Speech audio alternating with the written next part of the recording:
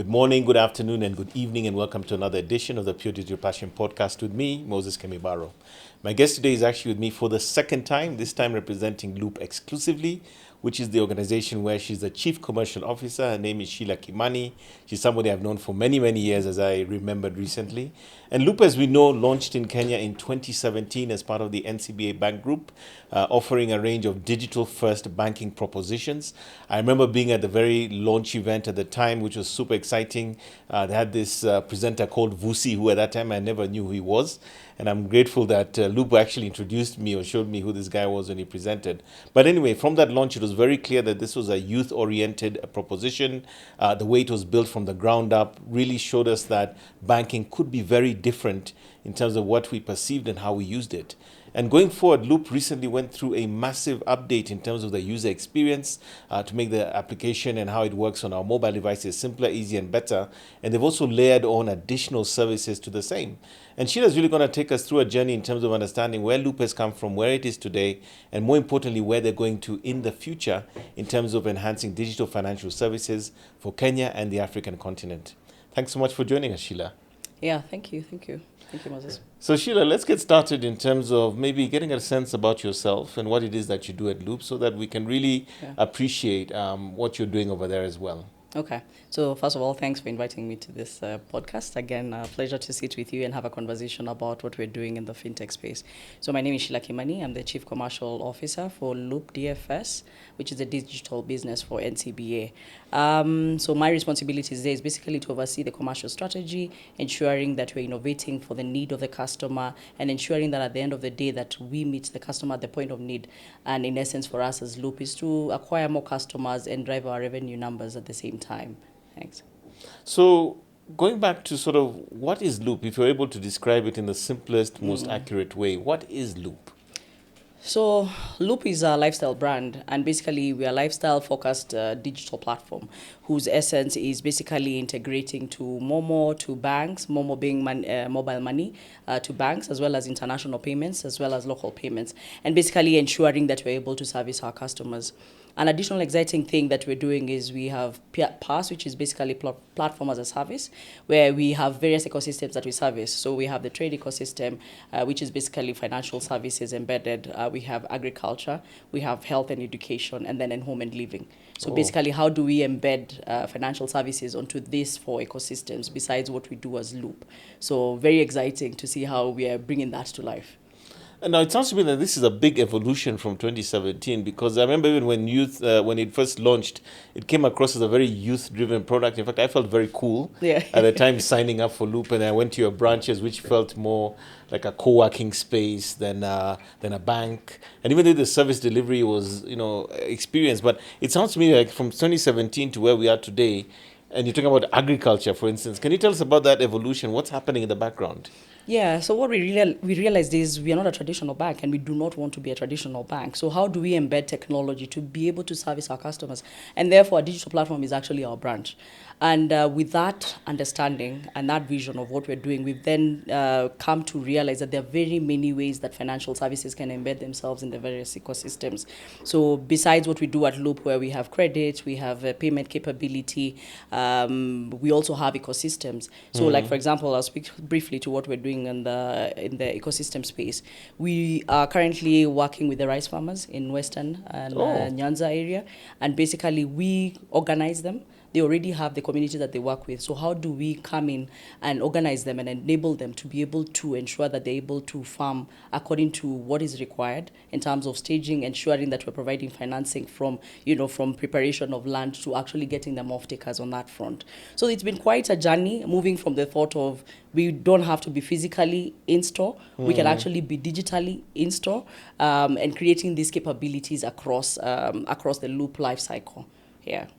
So as you deal with predominantly, I guess, this sort of market segment, because I think the kind of people you're describing and all, are we saying therefore that from a digital perspective, more and more Kenyans are online, including those who have the farming collective? Certainly, certainly. I think if you have children, you already are exposing them to devices, digital Yeah. devices, and therefore it's a wave that we really just have to ride and ensure that we service the customer need. And what's unique about Loop is we are able to preempt what the customer needs and then build solutions that speak to them.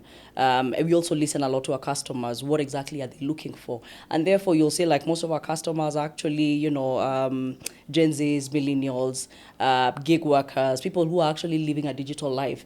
And for us, that's where the lifestyle comes in. So besides me enabling you to do payments, to get credit, to service your ecosystem, how can I ensure that I'm also enabling you to do much more through digital capabilities that we provide? Yeah. So another thing I noticed about Loop, maybe not too long ago, is that you've also built a pretty large merchant business. Can you take us a little bit through that in terms of what that is and how that particular journey happened? Okay. So again, listening to our customers, we realized that besides us servicing the consumer end, they were also looking for a matchmaking activity with the merchants. And so last year we decided let's go to market and just test this. So it's actually been more of a POC, but a very successful POC because we currently have about 200,000 merchants on the platform. Wow. And so we see our platform, our digital platform, as an enabler in terms of matchmaking. So you have a consumer on this end, he's looking for a particular product. Instead of him trying to look for that particular merchant off the platform, we've now brought in merchants. And Wow. through something that we're calling Discover, which is basically our marketplace, these merchants come in and they offer deals to our consumers. So that's how the merchant journey began. We realized that our customers, and we can see where they're paying into, they're actually mainly paying into merchants. So if somebody has bought something, I'm doing a Momo payment, I'm using a card payment, because the other unique thing about Loop is we actually do have Visa debit cards. So, Yes. and MasterCard debit card. So you can actually come on board and get a card. So we're looking at where our customers are spending, and actually, I'd say 80% of their transactions actually happen into merchants.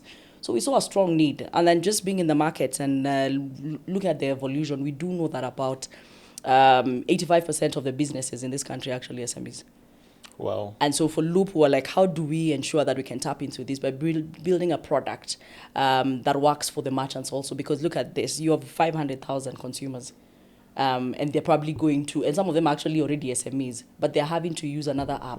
So how do you ensure that all these transactions are happening seamlessly and are very user-centric, seamlessly within the platform? And that's where the merchant proposition came about. So far we do have the merchant proposition, so the merchants are able to receive payments through Momo, through card.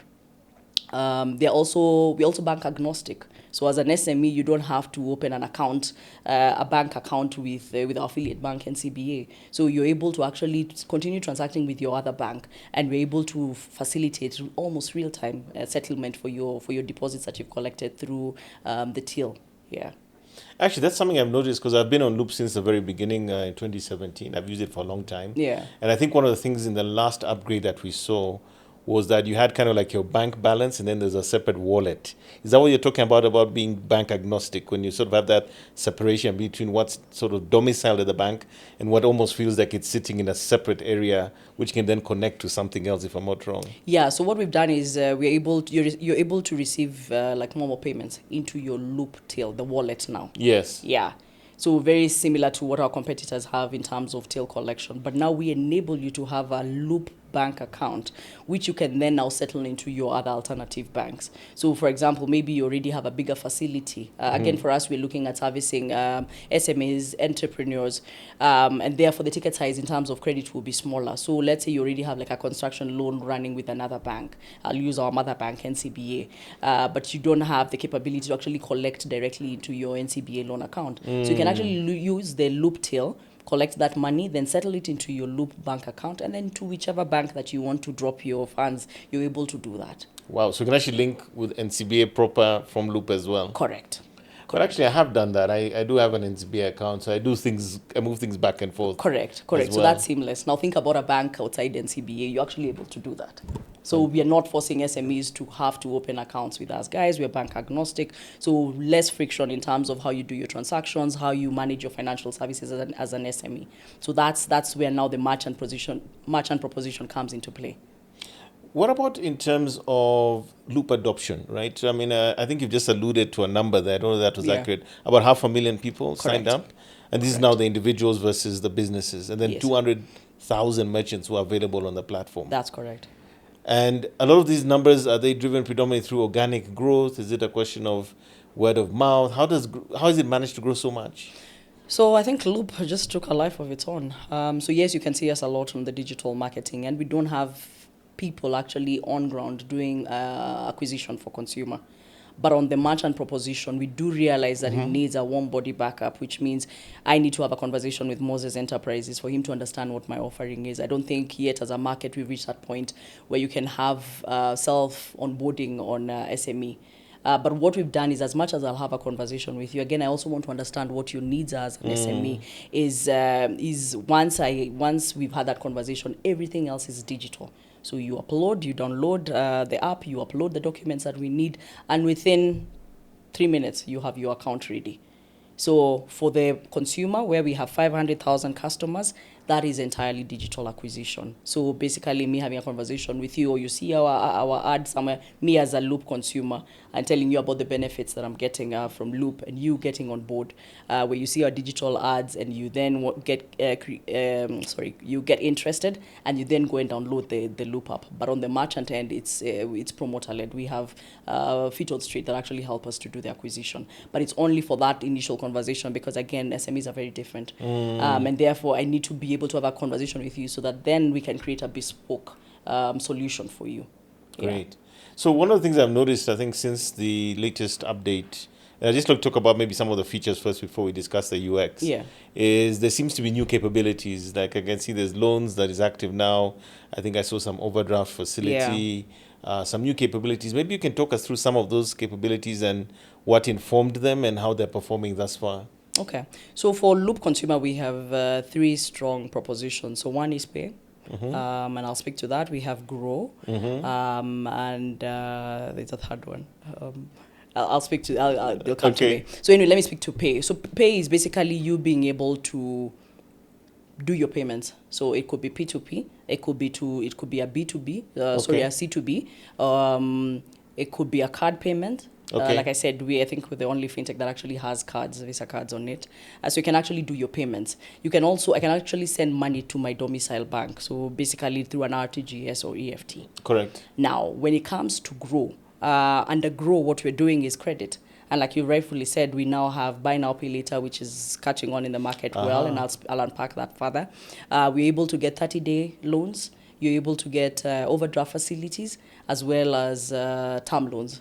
So each of those will have a specific need. And then under Grow, we also have savings. So, for example, I'm already thinking about where I want to take my family for holiday in December. I can already set that goal where probably I need 50,000 for me to be able to fulfill that. And I say every month I want to give this much. So you can actually set it and it will automatically debit your main account and into the savings. Or you want to invest. So this is more than just a goal-specific investment, savings. It's where you're now looking, I have extra money, I've just received my bonus, I want to put money into investment. I can actually do that on the Loop proposition. The third one is the Discover, which I spoke to. Discover is basically a marketplace where we're saying, I have 500,000 consumers on this end, I have 200,000 merchants on this end. How do I do that matchmaking? And connect them, Yeah, so what we're doing is speaking to merchants, like you recently saw the launch that we had with Samsung, we've done that with Oppo. We've partnered with Hotpoint, Bata, Shell as well. And actually, during the December holidays, people really, really did enjoy our cashback on Shell. I mean, we're all traveling around the country. So again, just getting some money back into your pocket was really good. So we partner with merchants like the ones that I've mentioned, and they give us discounts. And then we provide those deals onto our platform, and our consumers can actually consume them.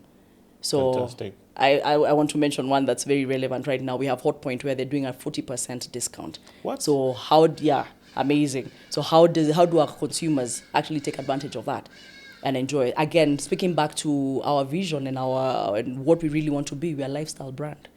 So besides enabling you to do your credit and your payments, Moses, how do I help you to also fulfill your lifestyle? And that's how it's coming alive. I mean, obviously, I think it was last month, you and I met with the team from Samsung, where you had just launched the new S-series devices, and we had a podcast with you present.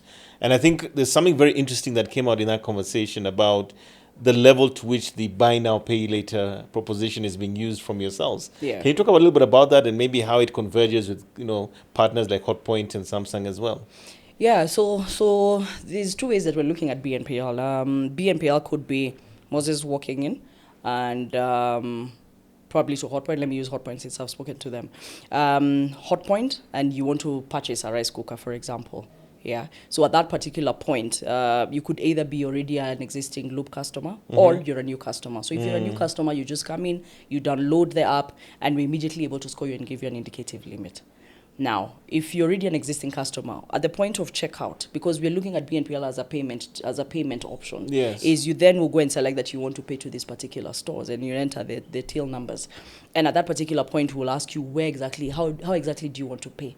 Do you want to pay through cash? Do you want to do an overdraft, or do you want to do BNPL? And you'll select BNPL. At that particular point, when you select that, the money moves immediately from the Loop accounts, our suspense account, into the merchant's account. And immediately you're able to walk away. Wow. So it's leveraging the ecosystem that you have in play with the Correct. merchant and the customer. Correct. The other one, like I said, we're looking at how do we work with partners. So, for example, let me use Samsung. They probably are working with Moses' company, and they provide you devices. And so you already have a relationship with Samsung, and Samsung can therefore tell us, you can take Moses Enterprises, we already push this number of devices, and we can actually do funding on those BNPL requests that your staff would probably have. So basically looking at it as a consumer individually coming in, or as a scheme where Moses Enterprises already has a relationship with an existing partner, and how do we help them to actually fulfill that. So I can actually do the BNPL also as a business then? Correct. Okay, I didn't even know that. Yeah. So we've seen an opportunity there, and I think it makes a lot of sense because your partner already understands you. But what you probably are already doing is going to Samsung and telling them, I need 10 devices for my staff, and you probably are taking credit from them. But they're not a financial institutions. They're not an institution, they're not.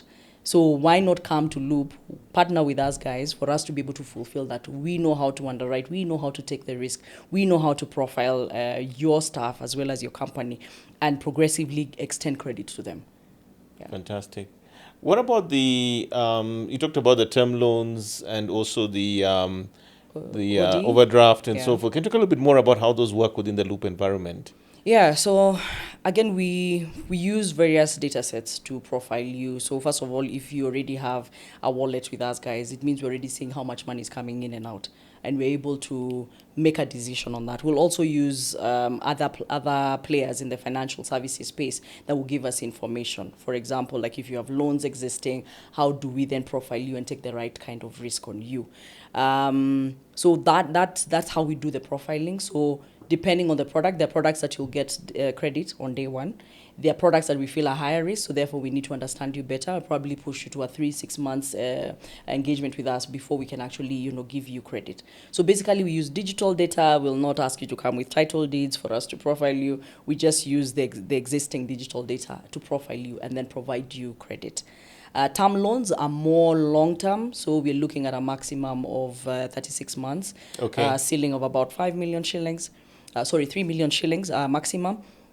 And we then will profile you correctly and then give you the right amount for the right period. Again, we don't want, for us, it's a lot of financial justice. We don't want to over-indebt you and then you hit Loop and it becomes the talk of the town. We want to ensure that whatever credit we extend to you actually makes sense, you can actually service it, and we're able to fill in that financial gap that you probably had for whatever need that you wanted to fulfill. Do you find that there's opportunities around financial education or financial literacy that Loop can extend to customers? Because I suspect that sometimes, and I'm only saying this because you see a lot of younger people nowadays with very expensive phones, for instance, and you wonder, chances are that is 150K. Do they know the responsibility and the commitment they're making? Do you have mechanisms there for education or helping this customer make sure they can stay committed to their loans, for instance? Yeah, so we're using a lot of AI to do education, not where we need to be again, Yeah. but we're using that to give you insights. So basically, at the point of a transaction, we'll show you how much you actually need to pay back. Yes. We're actually having a conversation with one of the partners who's built a mini app that speaks to credit education. So we want to see how can we educate you besides just the credit process, just to give you, normal literacy that you Broader should have. financial education. Yeah, correct. Education, so that then you're borrowing responsibly. But on our end, we're also seeing how, and this year we should be able to embed that, is that education that when you go on your Grow page and you see the facilities that are available to you, it's more than just This is a limit that's available to you. It's more educative, so that then if I take this is what it means. If I take a 30-day loan, this is what it means. If it's an overdraft, it means just the same way that our competitor currently has Fuliza, where whatever money comes in, then we'll cut it off your OD. So that education, we want to see how we embed that. But offline, as we fix the tech and ensure that this digital literacy is coming in, we ensure that we have a day one care call. Yeah. So first, when we realize that there's a limit allocated to you, you'll get a call. Just educating you that, Moses, this is available to you. Post that, at the point of you drawing down, there's a day one call where we'll come in and ensure that you've understood this is how much the fees will be, this is the term of the loan, this is the amount, this is the repayments that will be required, to ensure that our customers are well educated. And what we're seeing is that has actually a very positive impact. You'll find that customers are more responsible. So when you look at our NPLs, are quite low. Oh, really? Huh? Yeah, Okay. quite low. So another thing I want to talk about is maybe a little bit about the journey, from what was the user experience before the transition, I think happened about a month ago. Yes. Where we are today. I'd like to understand a little bit about what informed that decision. Many customers will tell you that they're probably quite okay with it. Yeah. I remember personally that the learning curve from the app that you launched in 2017 and a few years later was quite steep. Yes. But I'll just also just like to point out that this transition was very smooth. I never saw any difficulty transitioning to the new experience. So that was a job well done by Loop. But talk a little bit about what informed that decision so that also our audience can appreciate what informed it and what we have today. Okay, I think you'd be a fool to repeat the same mistakes again. Let me start off there. So considering the experience that we had with the previous one, we had to go back and rethink, how do we do the next one? Because again, we can't say, now we are stuck here, we've gone through a hard time, we need to just relax and just let this settle and force it down people's throats. So that was the one thing. Then the second thing was, our customers are talking. And like I said, since we're having conversations with them, and for us, customer intimacy is so close to our heart, is how is that feedback that's coming in being translated to the changes that the customers want to see? And so basically, this change was actually driven by a request from our customers. Oh, really? So feedback on what we were seeing, and we're like, okay, what can we do better on this and this? And then again, I want to say we have the right resource in-house. So people who are able to translate the customer needs into actual, what you can see right now in our UI UX. So it was more of lessons learned based on the previous change, and then thereafter listening to the customer. What does the customer want? And we then realized there were things that were quite powerful. Did you know that you could actually pull money? And by pulling money, I mean money pulling. So myself, yourself, and our siblings are raising money to us. Almost like a chama. Yeah, but it was so hidden, you couldn't see it.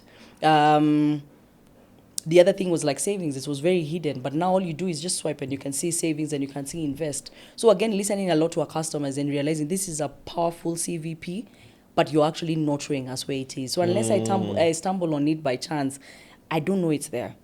So that also led to us guys realizing that we needed to change the UI UX. How does the customer experience the product? How is our presentation? Again, tech is moving very fast. So if you look at our current app, to be very honest, and I want to blow our whistle, it's actually quite modern. At what customers want, it's what they want to interact with, it's what they want to associate with. And you realize with time that customers want to relate with brands that speak to them. Yeah. And it's so funny because when I moved to the new app, as it were, the first thing was, it's kind of surprising, it was almost like an absence of buttons and experience. It was almost like, where did everything go? And then as I'm swiping, I just noticed that everything is about the swipes. Yeah. And you're not really clicking into anything. You're kind of like surfacing things by swiping around. And then when you have that at the bottom, the grow, the pay, and the discover, yeah, you kind of like super simple. Like it's much more like, maybe before it was taking you 4 or 5 clicks, maybe now it's only taking 2. And I'm just like shocked at how empty it feels. I don't know whether that's the right word, but it's just like almost like, okay, this is too little. Like I want more there. Like I'm used to seeing more. And that's been kind of my experience, that it sort of seems like, I think it was Steve Jobs who said something to the effect that, perfection or simplicity is not achieved when, actually it's a UX saying, it's something like, perfection is not achieved when there's no more to add, but rather when there's nothing left to remove. So the fact that you guys have taken away all the excesses, as it were, and made it super simple, I think just shows a very super refined UX to me. Yeah, would you say? Yeah, no, thanks for the feedback. Actually, we are seeing that. When I look at the various use cases that I have on the platform, the ones that I track from a commercial perspective, there's actually just been a lift. For example, did you know you could set up standing orders? to service your... No, I didn't. Yeah. I think I've seen the option, but I haven't done it yet. Yeah, so you can actually set up. So that we've already seen, which means also people are getting into the cycle of more repetitive payments, and they're getting irritated that every month I need to pay for my electricity. I need to Just go and automating it, huh? Yeah. So how do I set up a standing order, ensure that if I pay by the 20th, I have money in my wallet? So what we're saying is the use case adoption is actually through the roof. So we brought things closer to the customer. They don't have to look far. Like you said, it's simple clicks, not too many. Because what happens is consumers get tired. And so just make it simple. Bring it to where they are, they can see it, and then just make the execution process really, really simple, seamless as well. So what you're saying to me is that already you've noticed much more engagement or more transactions. What are the metrics that you're tracking? So we're looking at how many payments that are going in, again, by value. So we've seen like on a monthly basis, we're doing probably about 5 billion on consumer in payments. On the merchant end, about 2.5 billion. And now with the kind of uptick that we're seeing, we actually expect it to just, go through the roof. Our target, for example, on the merchant end is to do a minimum of 10 billion. Wow. At least this year. I mean, I need to hit that. And UX is a key driver behind this. Correct, it is. It needs to be enjoyable for the merchant. It needs to be enjoyable for the consumer when he's making their payments. So we're already seeing that. In terms of acquisition, I mean, we're doing about 50,000 per month. New customers. New users coming in. Wow. So I guess the work that we're doing on the marketing end is really driving that. And then now when you look at the conversions are really pretty good. Because now when you enter the app, you're able to see what's available to you. Easily, rather than trying to figure out what is this, But now it's available. So customers are just onboarding themselves and are being able to do fast transactions. But of course, because for us, customer intimacy and customer obsession is a key driver for us this year. It's our focus this year. Then we'll always ensure that we also engage you. We just don't let you get onto the platform and we lose you. No, there's actually an onboarding journey where we take you through. This is how we welcome you and educate you on what's available to you. So I know you've talked about, what informed that decision, which is a lot of customer input, refinements, trying, of course, to be the best evangelist for the customer experience and so forth. But what about that, and again, if this is a bit technical to ask, but what about some of the specific steps that might have taken from a maybe slightly more technical perspective? Like, what's that journey like? Because I can almost imagine at some point there's a sense of, okay, this works, it's okay. Yeah. And then you're trying to refine that experience to the next opportunity or the next level. And then there's this journey of how you actually get there. Is that something that you're able to talk a little bit about just in terms of now, can I call it the process perhaps, of actually achieving the new UX? Is that something you can talk to? So in terms of the improvements? Yeah, so the improvements that we've done is now you realize the app is actually more responsive. Okay. Before it probably take you like 8 seconds, now 2 seconds, you're actually able to log in. Or the speed at which you're able to get into there, okay. Correct. So that's one of the improvements that we've done. From a tech, I'm trying to think from a tech perspective. What about the journey in terms of the building process, the steps that went into establishing this where we are, these are the inputs we need to change? Okay. Maybe almost like the project management side of this, Yeah, so as Loop, we do have a customer experience team, which is really, really critical. And customer experience team basically is in touch with our consumers on ground. So what they did is they did do some study groups. We picked customers who are active on the platform, customers who would say was medium usage, and then the ones that were low. And basically did those study groups. That was the first genesis of the build of what do we need to do. So literally brought them in, asked them the questions. Yeah, if you were to use Loop more, or if you were to improve Loop, what would you do? So first we listen to the voice of the customer. So build that through our customer experience team, which sits under our marketing team, and then pulled in the call center team because they're consistently touching base with our customers. So give us that feedback. So that was a fast build. And then thereafter, we have a product team. The product team is then the one that goes in and decides, what are the journeys that need to be followed for us to fulfill this customer need. So basically, they're like the go-between between the tech and the business teams. And then after that, now was a tech team. Now, how do we deliver this? That the delivery team has actually basically built a Gantt chart, determining these are the milestones for us to get there. And so thereafter, we then went into a closed user group testing. So basically involving staff and select customers who we were very clear on, this is a pilot. We want your feedback. So by the time we open it to the bigger market, that we're all aligned on what needs to go So you did a pilot period there. Correct. Okay. Yeah, towards the end of last year. And then February this year, we decided, you know what, let's take this to market.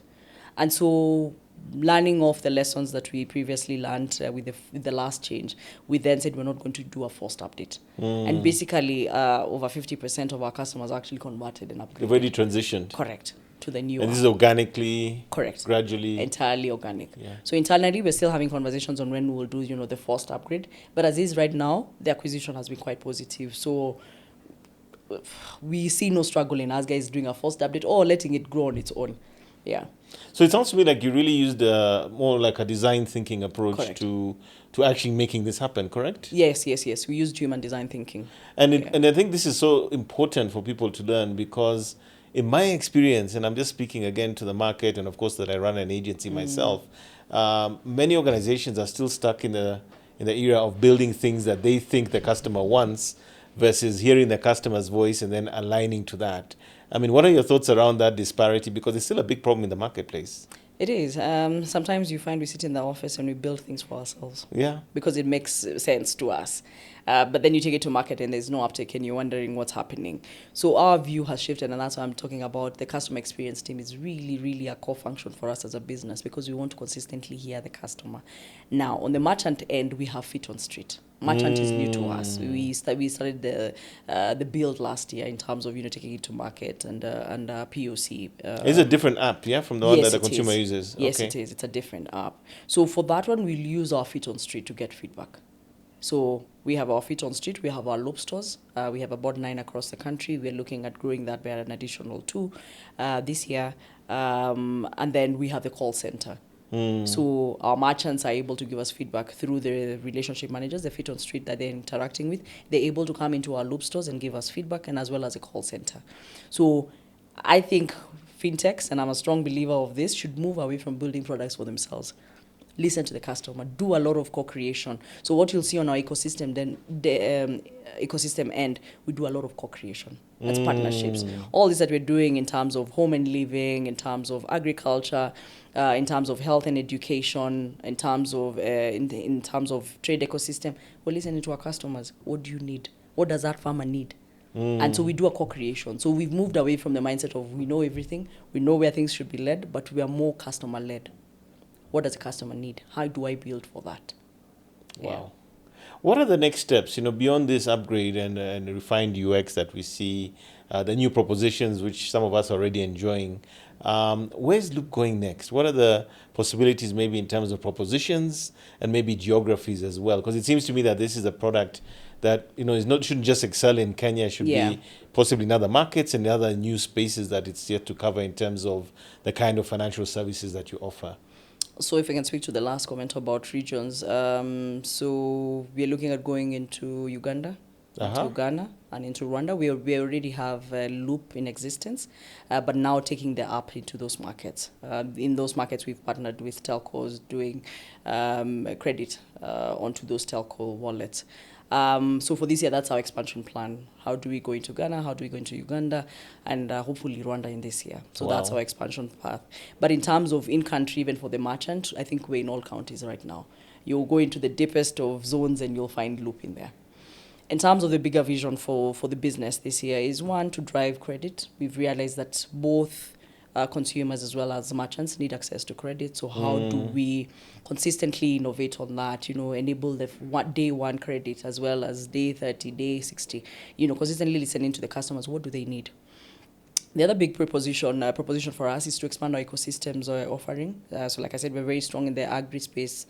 We've been able to basically digitize the rice ecosystem, and we're looking at doing at about 12,000 acres at minimum this year. Wow. With the farmers on ground, with a vision of actually 100,000. That's actually our vision, and based on what we're seeing already, we'll surpass that 12,000 certainly. So basically, in the ecosystems that we've chosen to play, how do we ensure that we fully service them? So that's really, really big for us.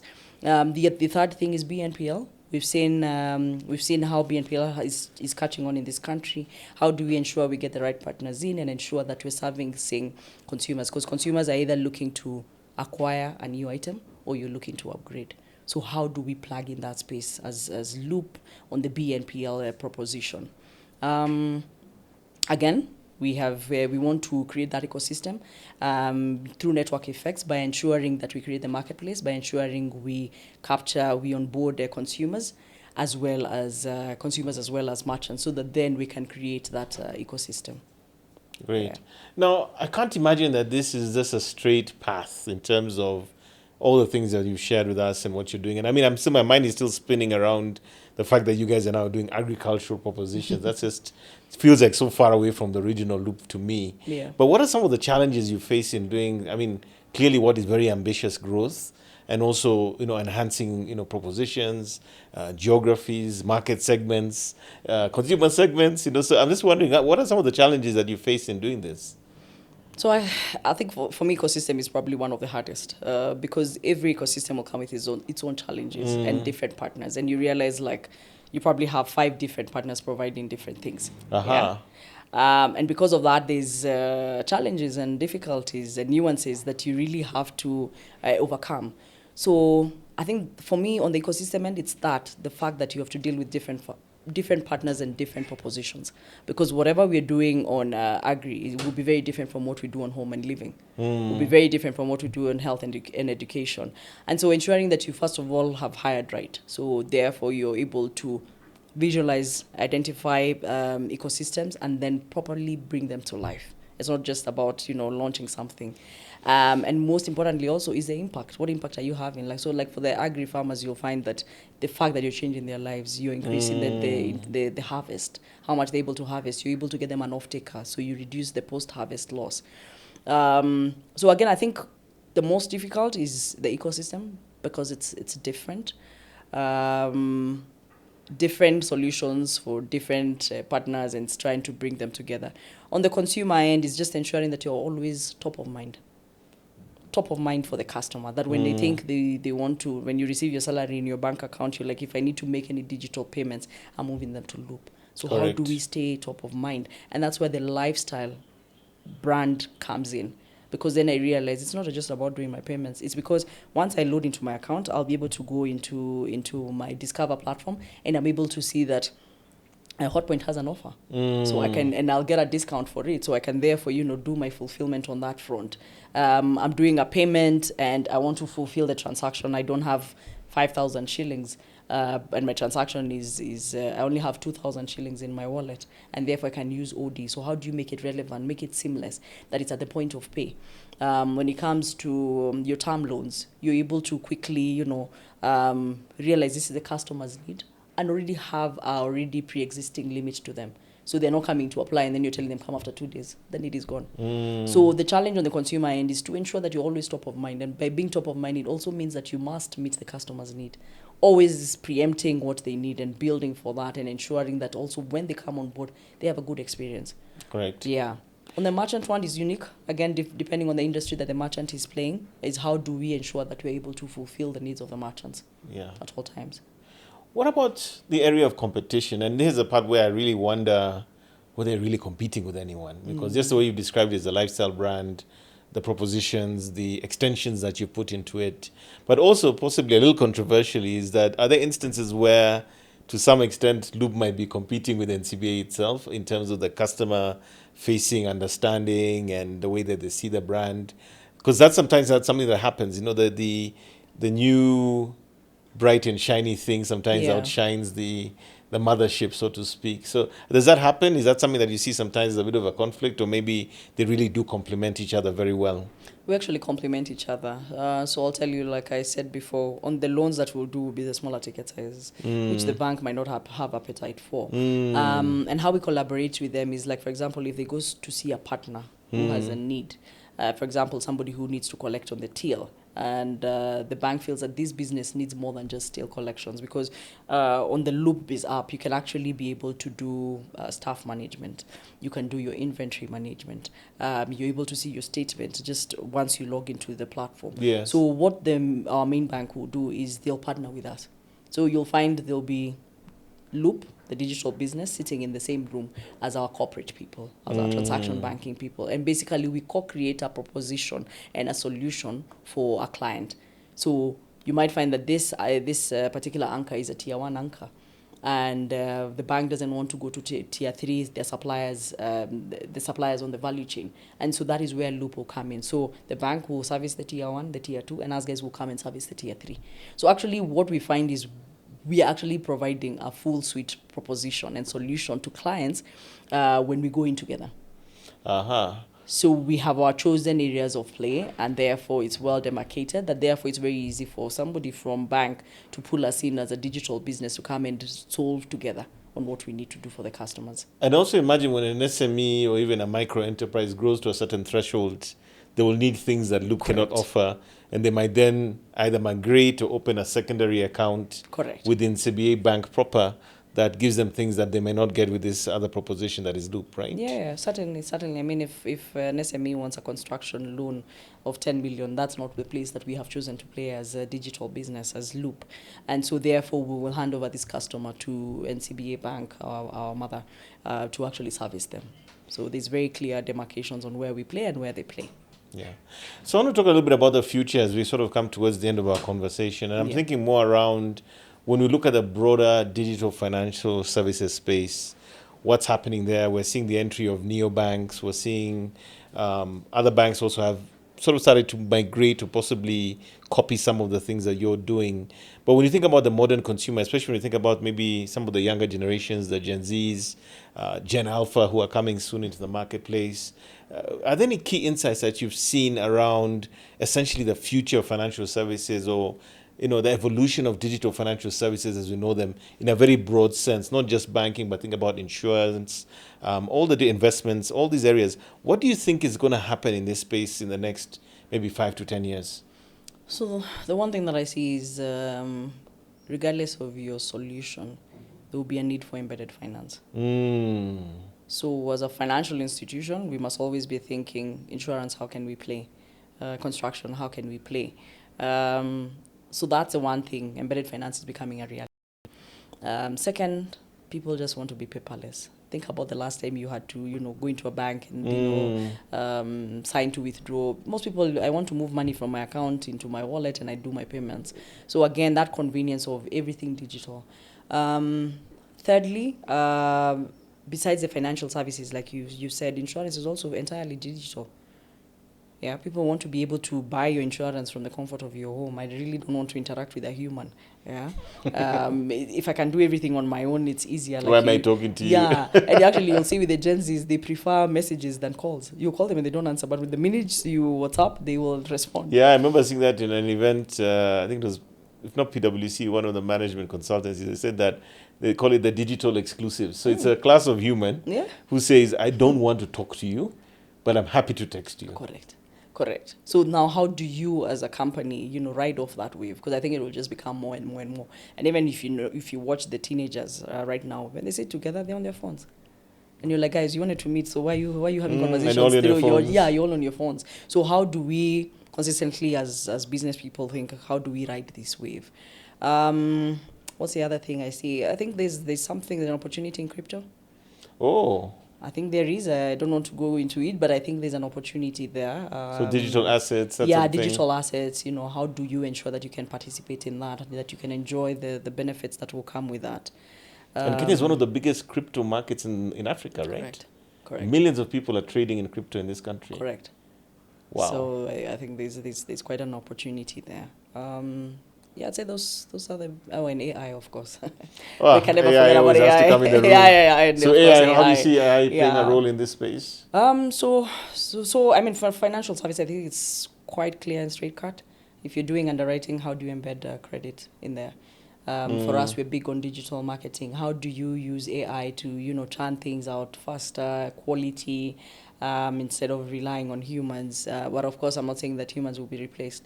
They'll still be very relevant. How do we embed that in terms of savings? How do I show you that, Moses, if you save 10,000 every month and earn an interest of this much? So basically gamification. How do I show you that this is what the impact will be using AI? So there are many use cases for AI in the financial services space. I think it's very much a cross-cutting opportunity. Correct.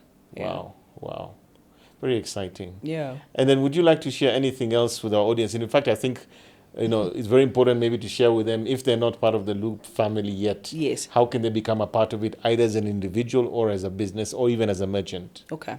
Yeah, so we are available on on the Play Store, on Google Play Store, as well as the Apple Store, where you can actually go in and look for Loop specifically for consumers, and then Loop is for merchants. So basically, it's a quick through, all digital KYC. You do your selfie for us to capture your image, and you're quickly able to actually become a looper. Fully digital onboarding. Fully digital, fully digital. Yeah, so we have a tagline where we say, "Why wait? Loop it." So please, Loop it. we want you guys to become loopers. So please download our app and become part of our users. Give us feedback. Like I said, we're very keen on customer intimacy, understanding what our customers want. We're customer obsessed, so please let us know.